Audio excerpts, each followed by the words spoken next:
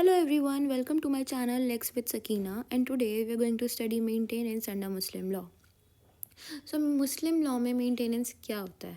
Under Muslim law, the term maintenance is known as nafaqa, from the epiglottis nafaqa, which translates to what a man spends on his family. It refers to the financial support which is provided by a person who is legally responsible for covering the essential needs of a family member. अब ये family member कौन होता है? This is dependent on this person. This family member is dependent on this person to sustain a livelihood, because this family member cannot maintain himself or herself. For the basics, for the necessities, luxury के लिए नहीं, सिर्फ और सिर्फ necessities के लिए, such as for food, clothing, dwelling, and anything that is necessary for this family member's livelihood.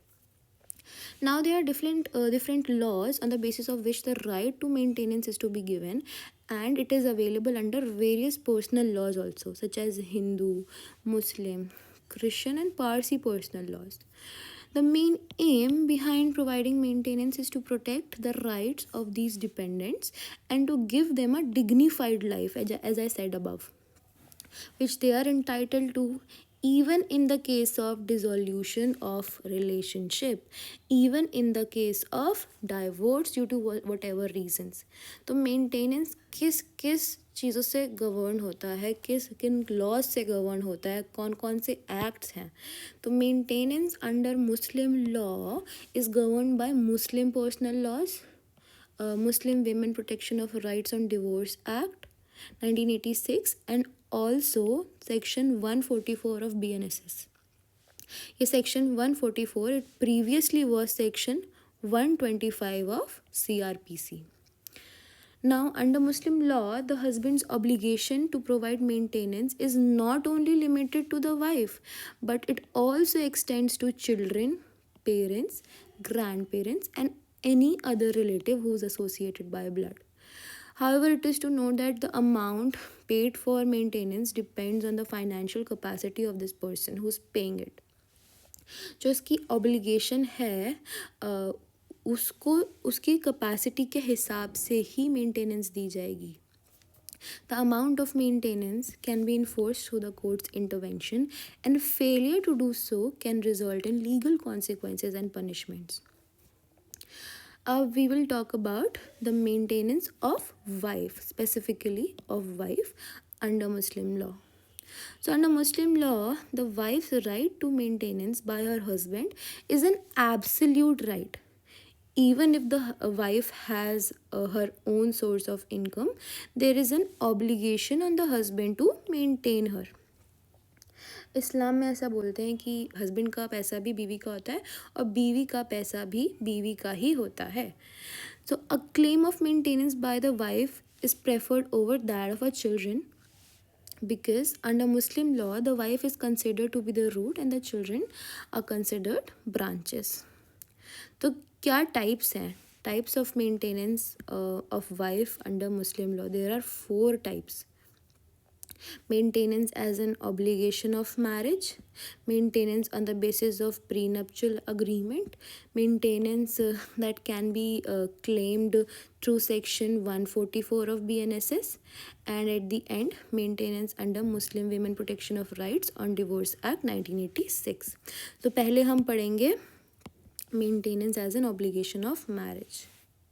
So the husband is under obligation to maintain his wife as long as she remains faithful to him and follows the orders made by him.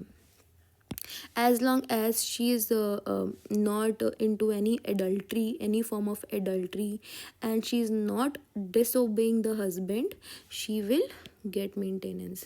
पर बहुत सारे situations ऐसे भी होते हैं जिसमें even if the wife disobeys her husband, she will get maintenance. These are the following situations. पहली, if the husband keeps a concubine.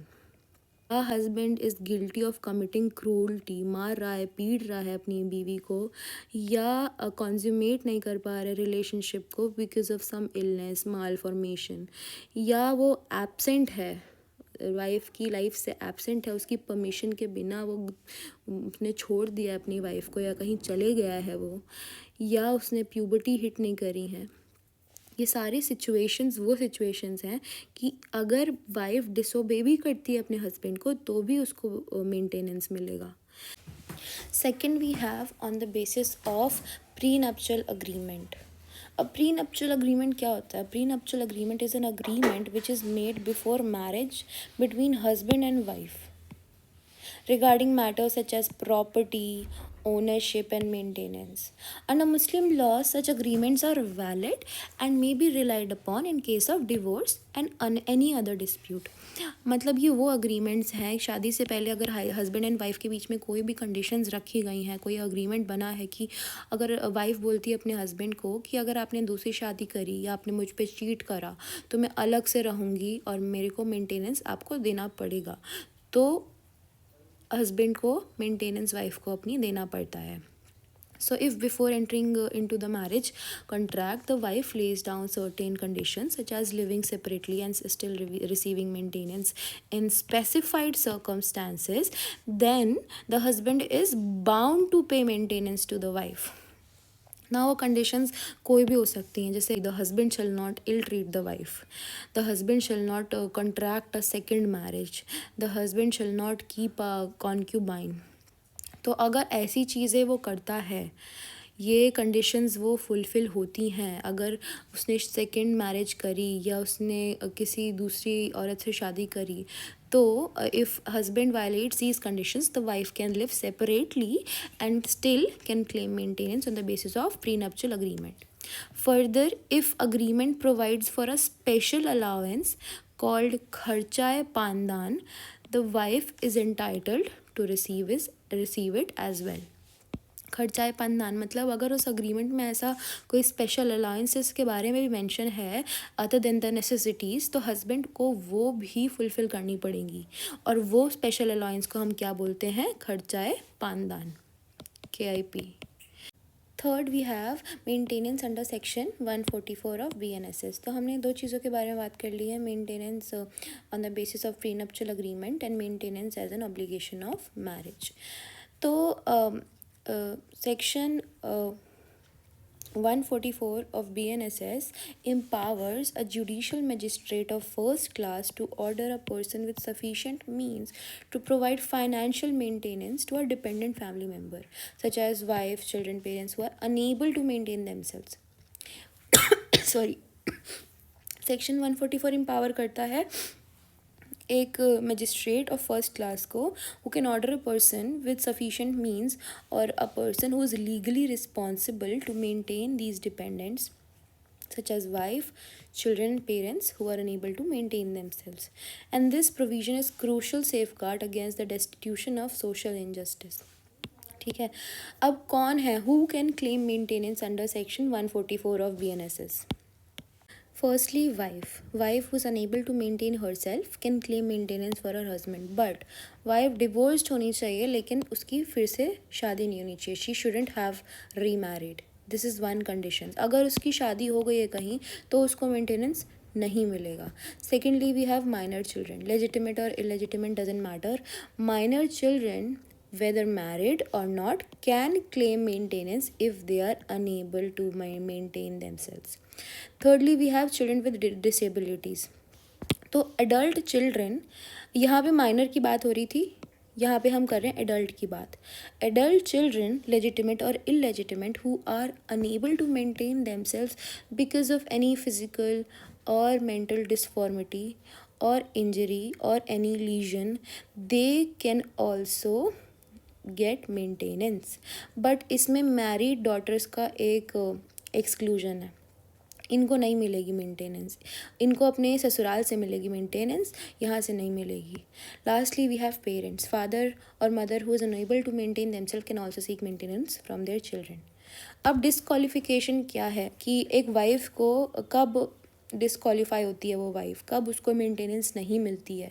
Disqualification for claiming maintenance. Certain conditions disqualify a wife from claiming maintenance. A wife is not entitled to maintenance if She is living in adultery. She refuses to live with her husband without any sufficient reason, and the couple is living separately by mutual consent. ठीक है. If it is proven that any of these situations exist after an order of maintenance has been passed, the magistrate must cancel the order. Okay. Now, what are the factors considered for determining maintenance amount? ऐसे arbitrarily हम नहीं मांग सकते कि अब मुझे 25 लाख चाहिए maintenance में या फिर 30 लाख चाहिए. It has to be rational. First, financial status and income of the person liable to pay. Second, reasonable needs of the dependent person. कोई भी reasonable needs है. Standard of living enjoyed during the marriage or relationship. अगर standard of living आपका शादीशुदा जब आप थे तो एक basic standard of living रहा है तो maintenance उसी हिसाब से ही दिया जाएगा. Second, next we have number of dependents and existing financial liabilities of the payer, health conditions and inflation. Now we'll talk about a very famous case known as Mohammad Ahmad Khan versus Shah Bano case. It is 1985 का case है ये, and इसमें there was this guy Mohammad Ahmad Khan who married Shah Bano, and they fixed an amount of meher. Meher is basically a bride money in Islam जो एक husband अपनी wife को देता है as a financial security. कि अगर उसकी death हो जाती है आगे जाके तो ये पैसा अपनी वाइफ को मिलेगा. ये 3,000 रुपीज़ उसको डिवोर्स के टाइम मिलेंगे या फिर अगर हस्बैंड की डेथ हो जाएगी तब ये पैसे उसको मिलते हैं. तो इनके शादी से 3 बेटे और 2 बेटियां हुई. And in the year 1978 the husband pronounces divorce to his wife. अब इसने प्रोनाउंस किया ट्रिपल तलाक, बट अभी triple talaq is not valid any more. It was held unconstitutional in the case Shayara Bano versus union of India. तो Islamic law के हिसाब से क्या होता है कि husband pays the decided amount of mehr to wife during the period of iddat. इद्दत क्या होता है कि डिवोर्स के बाद एक वेटिंग पीरियड होता है फॉर वीमेन. It differs. एक प्रेग्नेंट औरत के लिए अलग टाइम लाइन है इद्दत की, एक डिवोर्सी के लिए अलग अलग टाइम लाइन है. मतलब for a divorced women a period of 3 months after divorce is there. तो मुस्लिम वीमेन जो होती हैं they are not allowed to marry in this period. They can not marry. This is a waiting period for women. So इसमें क्या है कि इसने मोहम्मद अहमद खान ने अपने बीवी और बच्चों को उनके मैट्रिमोनियल घर से निकाल दिया. ठीक है. तो ये वाइफ जाती है, कोर्ट जाती है, पटिशन डालती है under section 125 of CRPC which is presently section 144 of BNSS seeking maintenance. ठीक है. इसने सिर्फ इसको 3,000 मेहर के पैसे दिए और बच्चों को और बीवी को घर से निकाल दिया. अब मैजिस्ट्रेट ऑर्डर करता है maintenance of ₹25 per month. So dissatisfied with the amount of maintenance issued by the magistrate, the wife Shah Bano appealed to the Madhya Pradesh High Court in 1979. As a result, the amount of maintenance was increased to 179 per month. अब इससे क्या होता है कि जो husband होता है इसका aggrieved by this decision he goes to supreme Court and he files a petition. And it was contended by him that according to the provisions of Muslim personal law, the amount of maintenance should extend till the period of iddat only. तो मुस्लिम law के हिसाब से क्या होता है कि जो maintenance होता है ना वो सिर्फ इद्दत पीरियड के लिए होता है. ठीक है. According to Muslim law. तो ये गया और ये बोला कि नहीं अब इसको तो इद्दत पीरियड के बाद मैं मेंटेन करूँगा ही नहीं, क्योंकि मुस्लिम लॉ के हिसाब से सिर्फ इद्दत पीरियड तक ही मेंटेनेंस दिया जाता है. तो therefore section 125 of CRPC, which is presently section 144 of BNSS, must not apply in the present case. Now the judgment of the case we'll talk about. तो इसमें सुप्रीम कोर्ट ने बोला कि जो ये है ना section 144 of BNSS, it is a secular provision and it is applicable to all the religions, be it Hindu, Muslim, Christian, Parsi, or any other religion. So it was ruled that this provision is applicable to every person belonging to all the religions and has no connection at all with the personal law of any religion. And it was further stated by the court that the obligation of the husband under Muslim personal law to support his divorced wife remains only till iddat period, ठीक है, ये बात तो ठीक है. However under section 125 of CRPC there is no scenario in which the responsibility of the husband ceases to exist after a particular period. उन्होंने बोला कि ऐसा कहीं नहीं मेंशन है कि इद्दत के बाद क्या कहते हैं वाइफ को मेंटेनेंस नहीं मिलेगी. So it was added by the court that if the divorced wife is not capable, not आएगा यहाँ पे, of maintaining herself, the duty of the husband to provide maintenance is concluded even after the period of iddat ends. अब इसके बाद आता है the origin, इसके basis पे ये एक्ट आता है, the origin of Muslim women protection of rights on divorce act 1986. तो क्या हुआ कि ये this act was enacted because of the controversy. अब इसका आफ्टर मैथ क्या था, इसके जो ये केस था ना, केस लॉ जो इसका लैंडमार्क केस था, इसके आफ्टर मैथ क्या था कि बहुत जगह प्रोटेस्ट हो गया था. एवरीवेयर देवर प्रोटेस्ट, क्योंकि the people they were saying that ये जो लेजिस्लेशन है it is contradicting with their personal laws. तो बहुत ज़्यादा प्रोटेस्ट वगैरह हुए. तो उसके बाद गवर्नमेंट ने ये वाला एक्ट इनैक्ट करा, ठीक है, because of the controversy related to the case of Mohammad Ahmad Khan versus Shah Bano Begum. तो as the judgment delivered in the Shah Bano case was seen as an attack on the Muslim personal law, Parliament for its vote bank politics gave up the protest and enacted this law, diluting the Shah Bano judgment of the Supreme Court. ठीक है, अब वापस से वही हो गया कि ठीक है कि हस्बैंड सिर्फ इद्दत पीरियड तक ही अपनी वाइफ को मेंटेन करेगा. इस एक्ट के बाद से वापस से जैसे पहले होता था वैसे ही होने लगा अकॉर्डिंग टू मुस्लिम लॉ.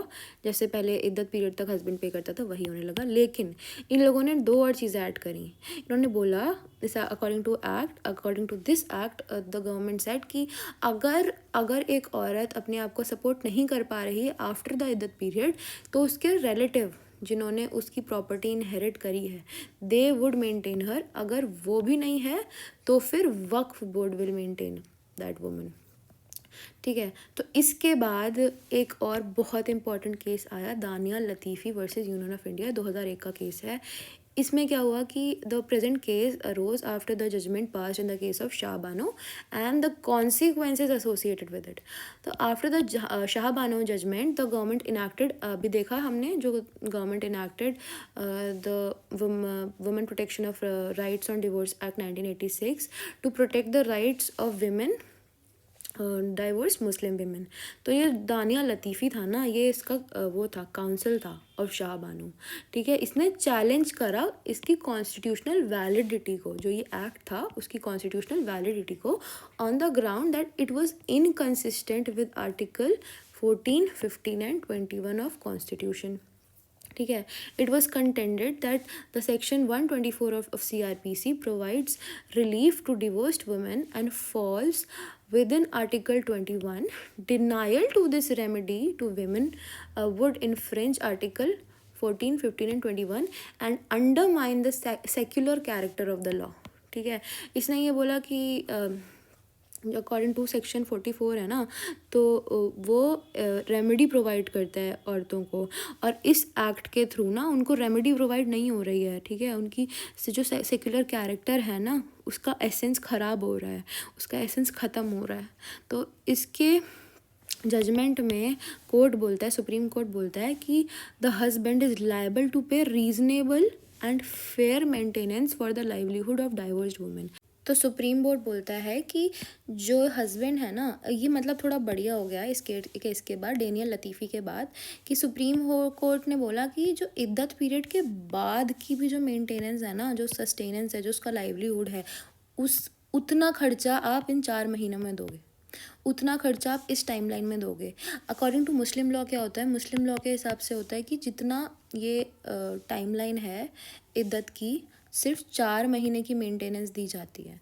तो इस केस के बाद ये हुआ कि सुप्रीम कोर्ट ने बोला कि लाइफ लॉन्ग मेंटेनेंस जो है, मतलब 10-15 साल या 20 साल, मतलब उस हिसाब से आप पैसे दोगे, 4 महीने की नहीं दोगे, लेकिन दोगे आप इस इद्दत पीरियड में ही, इद्दत पीरियड के बाद नहीं दोगे, इस पीरियड में ही आप उसको मेंटेनेंस दोगे.